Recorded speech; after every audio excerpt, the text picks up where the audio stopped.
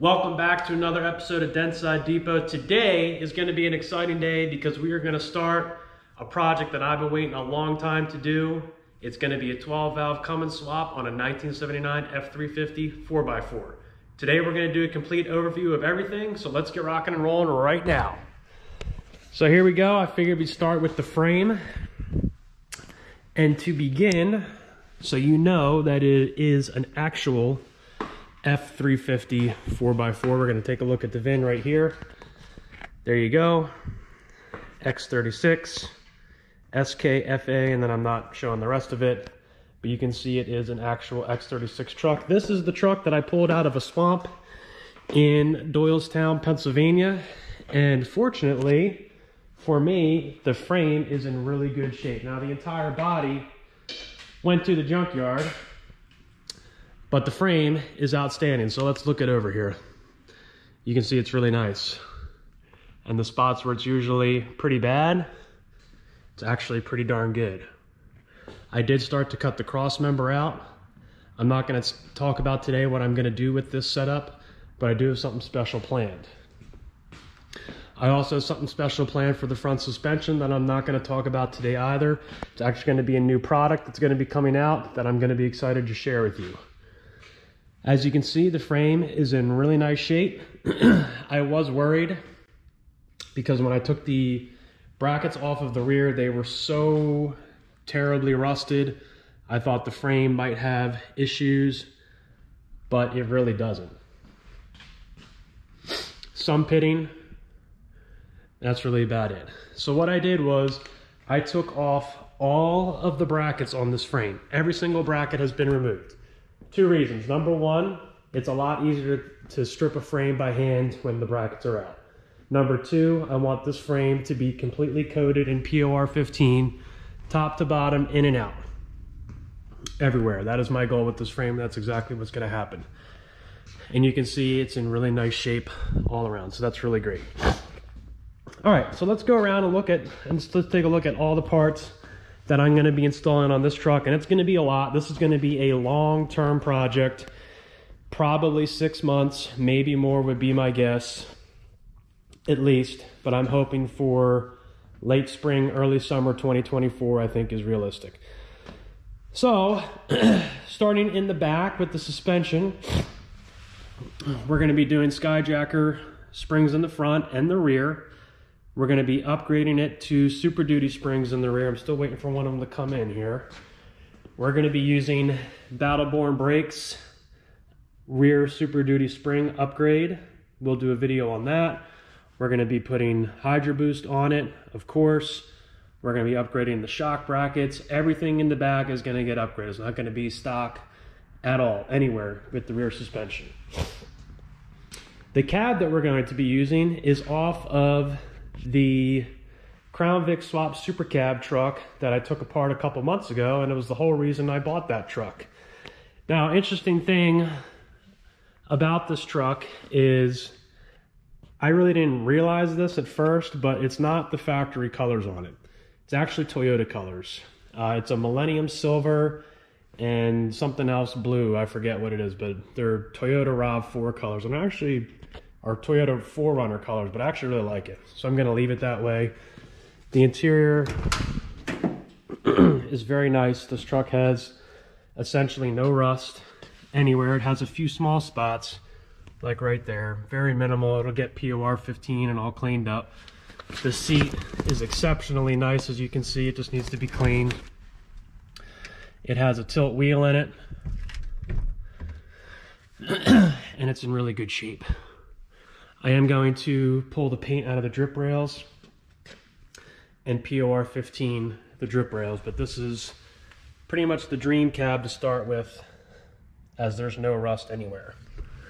Originally a two-wheel drive truck, and obviously it's going to be a four-wheel drive truck. Here's the bed. Arizona bed, dual tank, square tank, correct low boy bed. It'll get all the trim. And this bed has no rust anywhere. I'm not really going to go crazy with the paint on this truck. I'll probably just drop this bed off at Mako and just have them shoot it for me. There's a couple small spots that I'll fix up really quick, but very minor, very, very minor. The hood is already painted, the front fenders are already painted. I will be replacing the front inner clip, and that's gonna have to get cut some because of the Cummins conversion that I'm gonna be doing on it. But nonetheless, really, really great cab, and it's trimmed out as a Ranger XLT. The frame that it's going on is a Ranger frame, so it's gonna be upgraded one trim position to an XLT, and that'll be just great. Okay, so let's go over what the drivetrain is gonna look like, and I guess we'll start with the engine here. The engine that we're gonna be using for this swap is a 12-valve Cummins engine. Now, the 12-valve Cummins engine was available from Dodge and from Ford in the late 80s through the 90s. There are Ford trucks that had these engines as well, box trucks, not regular passenger vehicles, but industrial applications and industrial trucks had them as well. Most people would agree that as far as the mechanical diesel is concerned, this is the best engine that you can get, and because of their easeability for swapping, they're also very popular to do a swap. And the reality is, this is just the engine I wanted, so it's the engine that I chose. Now, you have lots of options when it comes to a 12-valve, and the best one being what's known as a 215 horse P-pump engine. There's VE pump engines, there's multiple different horsepower P-pump engines, but a 215 horse is the best, and they were available from 97 to 98.5 when the truck was equipped with a 5-speed NV4500 transmission. This is a 97 engine. It has slightly less than 200,000 miles, and it was a perfectly fine running engine when I received it with no blow-by, so we're going to be doing minimal work to it. I am going to pull the P-pump off of it. I am going to pull the front case off. I have no idea if it's had the KDP done. And I want to look through everything, reseal the front case, pull the cam out of it, just do a complete inspection, obviously deck the face of the top of the block, and prepare it to be put back together again. But I'm really excited about this. It's going to be making a lot of power. I'm going to be using Power Driven Diesel's 550 horse kit and doing all the standard stuff that most people typically do with these trucks. Okay, now the major problem with this engine was the cylinder head was smoked. It wasn't leaking, but it was in bad shape. So I got a new cylinder head for it. I got it remachined so it's nice and flat, 60-pound valve springs, and it's been O-ringed. You're probably not going to be able to see, nope.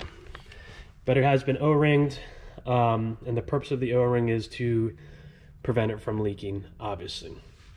It'll get new injectors from PDD, and that is the plan overall with the engine. My shop is packed with stuff for this swap. There is not a lot of room in here right now. Okay, let's move on to, I guess, the transmission. So here's the big reveal. What do we have? It's an NV5600 built by Long Range Gear. Would highly recommend them. They did a really nice job on this build for me. I'm very happy with it. Obviously I haven't driven it yet, but my assumption is that it's going to be in really good shape. Now, I chose this transmission specifically because I wanted a manual transmission. Automatic options, there are a few of them. The best one being a Allison, but that is crazy, crazy expensive to get a computer to control and everything, and I just didn't want to go that route. NV4500 has the 5th gear nut issue. Overall, not the most reliable transmission. Didn't want to go that route either. G56 and ZF6 would both have been options. For various reasons, I just decided to not do a G56. I did not want to do a ZF6 because they're so big, and I probably would have had to do extensive modifications to the cab, which I wanted to avoid. And really, when it came down to it, I just thought this would be the best one for me. It has what I think is the best overdrive for 6th gear, and I just think it's going to be really great for my swap. To pair with it, going with Southbend's clutch kit. Nothing really out of the ordinary there. That's pretty much accepted as the best company for when you're doing the clutch and the flywheel and everything. That's the company I'll be using for that. Transfer case. There are some options with the transfer case. Here we have the Ford NP205, which you can adapt to fit to an NV5600 and an NV4500. I am not going to go with the NP205. Although the NP205 is a great transmission, there'd be some advantages to retaining the NP205, such as having my speedometer, being able to use the factory speedometer. But most likely what's going to end up happening on this build is I'm going to go with an NV271 transmission or transfer case, which would have been found in an early 2000s Dodge. It's going to be manual shift, and obviously built for an NV5600. The big deciding factor was to use this transmission, I would have had to gotten a different input and output shaft, and those two parts alone are very expensive if you get a good one, which I would have done.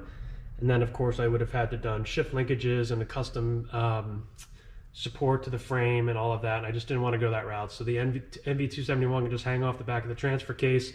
It bolts right up to it, the shifter bolts right up to it, and boom, we're done. So that's what I'm going to go with, most likely for this build. Haven't gotten one yet, but we'll get one soon. So that brings us to the axles. Front axle, if you watch my channel, you probably already know what the front axle is going to be. It is the Dana 60 Kingpin front, my favorite axle. A lot of guys use these axles to swap into Jeeps or anything with the driver drop because they are centered more than an 80 and newer Kingpin, and obviously they are very strong axles.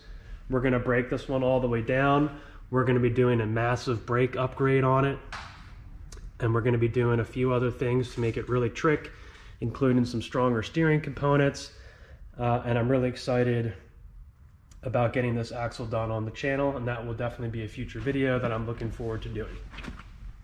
The rear axle, it is going to be a Dana 80 out of a late model, I think it's 3rd gen Dodge, the late 90s, early 2000s, with disc brakes from the factory. So the Dana 60, it's a huge pain to convert them into disc brakes, getting the e-brake set up. This is going to be super simple. This axle is going to get broken all the way down. It's going to get all new components, specifically from Yukon Gear and Axle. It's going to get a limited slip. It's getting new gears, and it's getting all new seals and bearings and everything else. Now, why did I choose the Dana 80? Well, the Dana 80 is one of the strongest axles you can get. 11.5 AAM would be stronger. They both have 4-inch tubes. This truck's going to be making well north of 1,000 foot-pounds of torque, so a Dana 60 wasn't going to be good enough. A Dana 70 Ford probably also wasn't going to be good enough, so I needed to get something bigger, and this was the option that I wanted to go with. Few advantages besides the disc brakes and besides the increased strength is that my middle wheel spacing will also be wider, and it'll match the Dana 60 front, which is great because the Dana 60 front is actually going to be wider than what it is now with the aftermarket brake kit that I'm going to be putting on it. So those are all of the main components that we're going to be putting on this truck over the coming months. If you could do me a favor and like and subscribe to my channel, that would be awesome. This is going to be a really cool build, obviously a really expensive build as well, and there's going to be a lot of really cool and custom parts that I'm going to be putting on this truck. I think it's the ultimate Cummins swap build. In my opinion, it has all of the best stuff on it, and I can't wait to put it all together. So like and subscribe to my channel, and we will see you on the next episode.